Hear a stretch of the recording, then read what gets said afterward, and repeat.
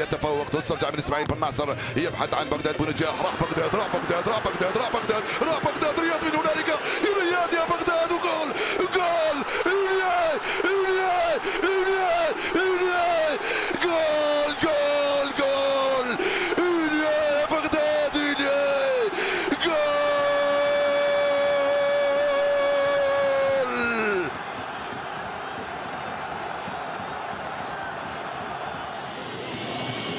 حذري المسك او الدفع، حذري حذري، تقنية الفار موجودة، الكرة في المخالفة، حذري يا رئيس.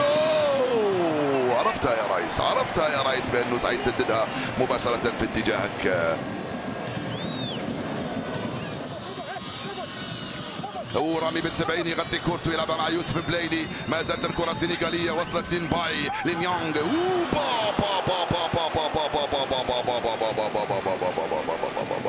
أول تسديدة صاروخية على مرمى الحارس رئيس وهاب بولحي. حذري من الكرة هذه خطيرة بين أحضان الحارس رئيس. كرة صعبة للسنغال. أوي أوي أوي رياض. أوي أوي أوي. ماذا هنالك ضربة جزاء، ضربة جزاء للسنغال، ضربة جزاء للسنغال. يقول حكم المباراة ما هيش مرفوعة، نعاود نذكره، يده لم ترفع، هي ما زالها تحت. يا يا يا يا يا يا هنا تقدير حكم المباراة. لازم يفهم المشاهد بأنه تقدير حكم المباراة لما التقنيين في الفار وجدوا صعوبة في اتخاذ القرار يكلموا الحكم، يلا تعال نتفاوض ونتناقش ونشوف. مسافة قصيرة اوكي، لمسة يد، خرج يده شوية، يده ما هيش مرفوعة، خرجها شوية ممكن. تقدير الحكم ما هو؟ اعتقد ما راح يصفر، راح يرفضها.